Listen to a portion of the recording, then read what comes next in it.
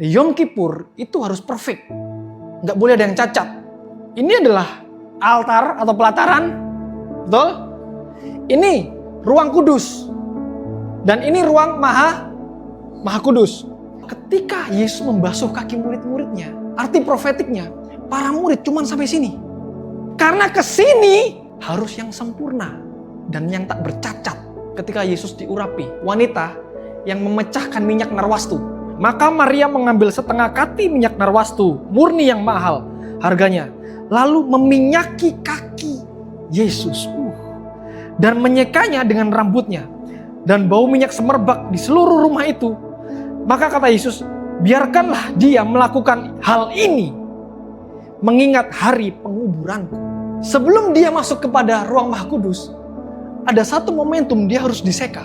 Artinya adalah gini. Ini adalah Taman Getsemani. Ini adalah jalan salib. Dan ini adalah Bukit Golgota. Para murid hanya bisa sampai sini. Para murid hanya bisa sampai sini. Dia nggak bisa sacrifice, dia nggak bisa. Hanya darah Yesus sendiri yang bisa. Makanya pelataran itu hanya Taman Getsemani. Ingat loh, Taman Getsemani ada para murid nggak? Ada. Tapi gini, yang memikul salib Via Dolorosa sampai Golgota hanya siapa? Ya, hanya Yesus yang bisa sampai sini. Nah, Yesus sebagai imam besar, dia melampaui. Ada 2 mezbah. So gini, mezbah korban bakaran itu berarti adalah hanya mempersembahkan korban. Korban penebusan, apa saudara? Korban penebusan. Tapi kalau mezbah dupa, itu bukan, itu levelnya dalam. Ini adalah mezbah perkenanan Allah. Makanya, gini saudara, hanya Yesus yang bisa masuk sini. Dia menjadi stand in the gap. Dia berdiri di antara Bapa dan manusia. Betapa dalamnya kalau kita nggak ngerti ini. Kita hanya gini, Tuhan, ampuni aku Tuhan, aku salah. No. Bukan hanya sekedar minta ampun. Tapi gini, kita harus mengerti saudara. Bahwa gini, pengorbanan Tuhan itu hanya bukan sekedar di korban bakaran. Tapi memperkenankan kita kepada Tuhan. Yesus bilang gini, tidak ada seorang pun yang bisa sampai kepada Bapa kalau tidak melalui aku. That's point. Gini, saat kita melayani Tuhan, saat kita menyembah dan beribadah kepada Tuhan, pastikan posisi kita ada di sini loh. Kita nggak boleh sampai sini. Hidup kita, pola penyembahan kita, pelayanan kita itu nggak boleh sampai sini. Harus masuk ke sini. Di sini itu adalah kedalaman. Mandat Yesus, jadilah saksi di Yerusalem, Yudea, Samaria. Jadilah saksi, dibasuh. Supaya apa? Supaya mereka semua 12 murid masuk ke sini. Di rumah Bapakku banyak tempat tinggal. Itu nggak di sini. Di sini. Kalau orang Kristen hidupnya biasa-biasa aja, aduh saudara, kalau nggak ngerti ini, repot saudara.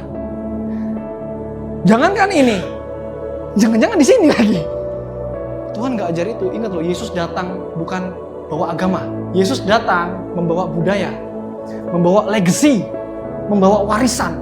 Sorry ya, gini. Agamawi itu di sini. Oh, di sini kali. Agamawi di sini. Tapi kalau hubungan, kamu sini. Teng. Wah. Makanya saudara, ini orang kalau punya hubungan pribadi dengan Tuhan, sekalipun proses yang menempa hidupnya, dia maju terus. Apapun persoalan, apapun pergumulannya, Tuhan, aku tahu di sini. Akulah awal dan yang akhir. Akulah Alfa dan Omega. Bahasa Ibrani-nya adalah akulah Alef dan Taf. Ini Alef, saudara. Alef. Ini apa? Taf, hurufnya. Nah, piktografinya itu ini. Kepala lembu. Dan piktografinya Taf adalah salib. Akulah yang awal, dia harus dikorbankan. Dan akulah yang akhir, Taf. Pada malam hari ada malaikat maut. Kamu harus mempersembahkan anak domba, oleskan di ambang pintu, betul gak? Oleskan di ambang pintu, Taf.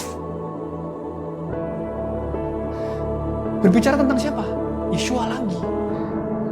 Di perjanjian baru, Tafnya ini. Ingat loh, ini ada jauh di depan. Ini ada jauh di depan sebelum Yesus lahir. Makanya ini kita nggak bisa main-main, saudara. Betapa karyanya itu sangat mahal. Dia bukan hanya berkorban, tapi mendamaikan. Dia bukan hanya membuat orang bertobat, tapi membuat orang berbalik.